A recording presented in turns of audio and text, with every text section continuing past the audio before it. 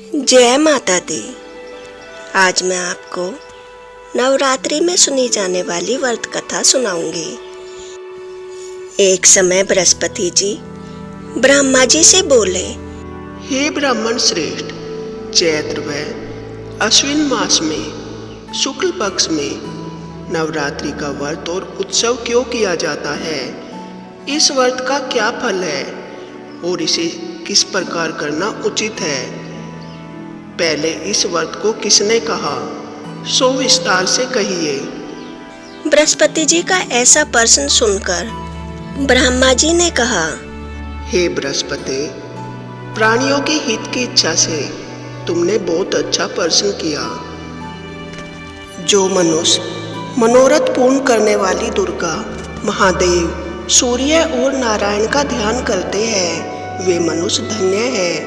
यह नवरात्रि का व्रत संपूर्ण कामनाओं को पूर्ण करने वाला है। इसके करने से पुत्र की कामना करने वाले को पुत्र, धन की लालसा वाले को धन, विद्या की चाह वाले को विद्या और सुख की इच्छा वाले को सुख मिलता है। इस व्रत को करने से रोगी मनुष्यों का रोग दूर हो जाता है, मनुष्य की संपूर्ण विपत्तियां दूर हो जाती है और घर में समृद्धि का वास होता है। हे बृहस्पति, जिसने पहले इस महाव्रत को किया, वह कथा मैं तुमसे कहता हूँ, तुम सावधान होकर सुनो।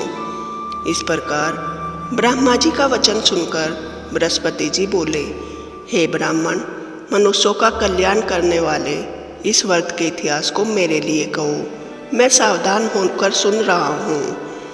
आपकी शरण में आए हुए मुझ पर कृपा करो। तब ब्रह्मा जी बोले, प्राचीन काल में मनोहर नगर में पीठत नाम का एक अनाथ ब्राह्मण रहता था। वह भगवती दुर्गा का भक्त था। उसके संपूर्ण सद्गुणों से युक्त सुमति नाम की एक अत्यंत सुंदरी कन्या उत्पन्न हुई। वह कन्या सुमति अपने पिता के घर बाल्यकाल में क्रीड़ा करती हुई अपनी सहेलियों के साथ इस प्रकार बढ़ने लगी जैसे शुक्ल पक्ष का चंद्रमा बढ़ता है। सुमति के पिता दुर्गा पूजा करते हुए प्रतिदिन जब होम किया करते थे, वह उस समय वहाँ नियम से उपस्थित रहती थी। एक दिन सुमति अपनी सखियों के साथ खेल में लग गई और भगवती के पूजन में उपस्थित नहीं हुई। उसके पिता को पुत्री की ऐसी असावधानी देखकर क्रोध आया और वह पुत्री से कहने लगा, अरे दुष्ट पुत्री, आज तूने भगवती का पूजन नहीं किया, इस कारण मैं किसी कुष्ठ रोगी या दरिद्र मनुष्य के साथ तेरा विवाह करूंगा। पिता का ऐसा वचन सुन सुमति को बहुत दुख हुआ और पिता से कहने लगी, हे पिता, मैं आपकी कन्या हूँ तथा सब तरह से आपके अधीन हूँ। जैसी आपकी इच्छा हो वैसा करो। राजा से, कुष्ठी से, दरिद्र से अथवा जिसके साथ चाहो मेरा विवाह कर दो, पर होगा वही जो मेरे भाग्य में लिखा है। मेरा तो इस पर अटल विश्वास है। जो जैसा कर्म करता है उसको कर्मों के अनुसार वैसा ही फल प्राप्त होता है, क्योंकि कर्म करना मनुष्य के अधीन है, पर फल देना ईश्वर के अधीन है। जैसे अग्नि में पड़ने से तृणादि उसको अधिक प्रदीप्त कर देते हैं, इस प्रकार कन्या के कहे हुए वचन सुनकर ब्राह्मण को और अधिक क्रोध आ गया। सुमति के बड़े होने पर उसने अपनी कन्या का विवाह एक कुष्ठी के साथ कर दिया और अत्यंत क्रोधित हो पुत्री से कहने लगा, हे पुत्री, अपने कर्म का फल भोगो। देखे भाग्य के भरोसे रहकर क्या करती हो। पिता के ऐसे कटु वचनों को सुन सुमति मन में विचार करने लगी, अहो, मेरा बड़ा दुर्भाग्य है जिससे मुझे ऐसा पति मिला। इस तरह अपने दुख का विचार करते हुई वह कन्या अपने पति के साथ वन में चली गई और डरावने कुशायुक्त उस निर्जन वन में उसने वह रात बड़े कष्ट से व्यतीत की।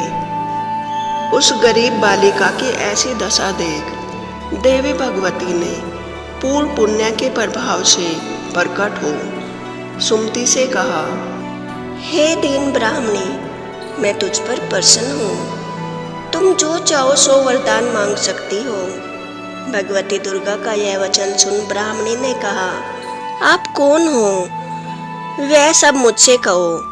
ब्राह्मणी का ऐसा वचन सुन देवी ने कहा, मैं आदि शक्ति भगवती हूँ और मैं ही ब्रह्म विद्या व सरस्वती हूँ।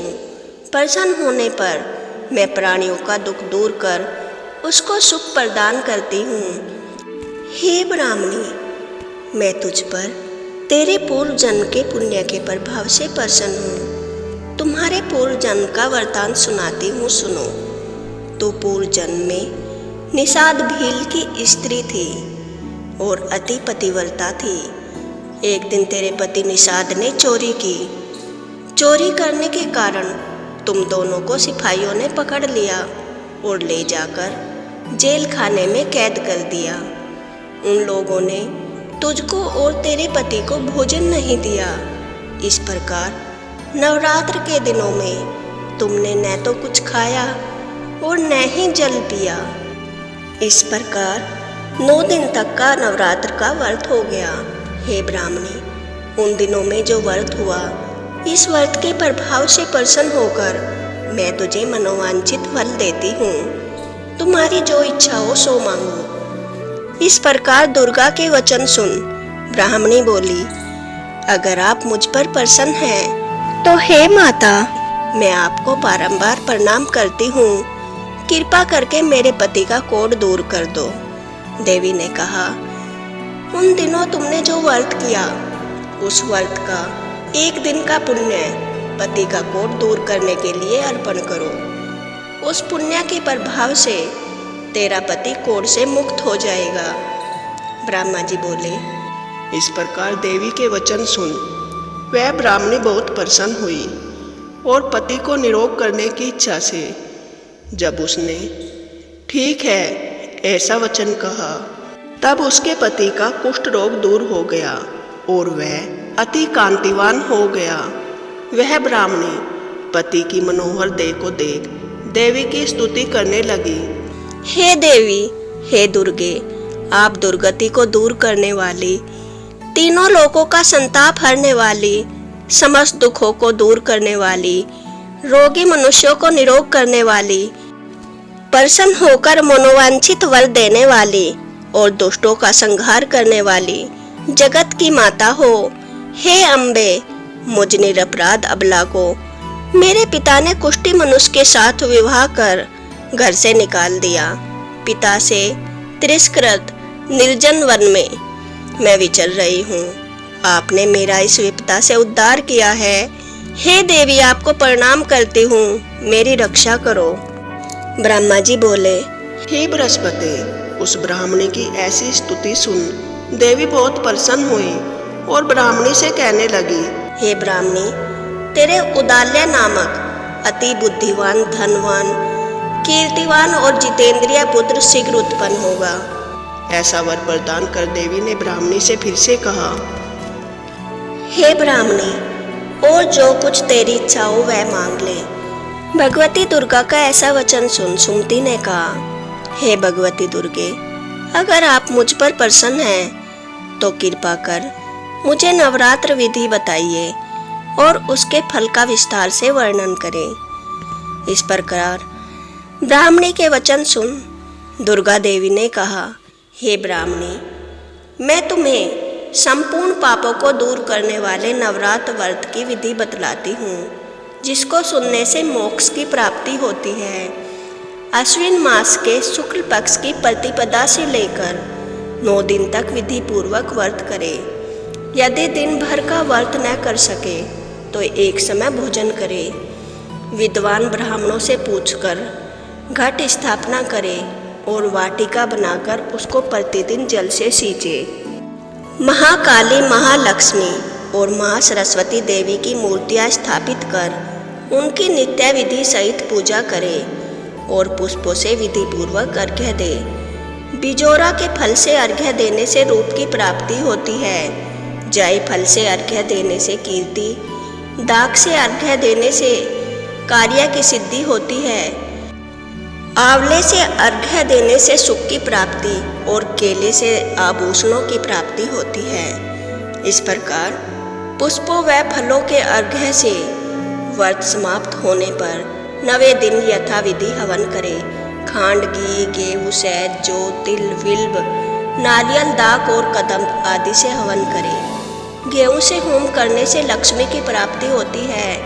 खीर एवं चंपा से पुष्पों से धन की और बेल पत्तों से तेज व सुख की प्राप्ति होती है। आंवले से कीर्ति की, केले से पुत्र की, कमल से राज सम्मान की और दाकों से संपदा की प्राप्ति होती है। खांड, घी, नारियल, शहद, जौ, तिल तथा फलों से होम करने से मनोवांछित वस्तु की प्राप्ति होती है। व्रत करने वाला मनुष्य इस विधि विधान से होम कर आचार्य को अत्यंत नम्रता के साथ प्रणाम करे और यज्ञ की सिद्धि के लिए उसे दक्षिणा दे।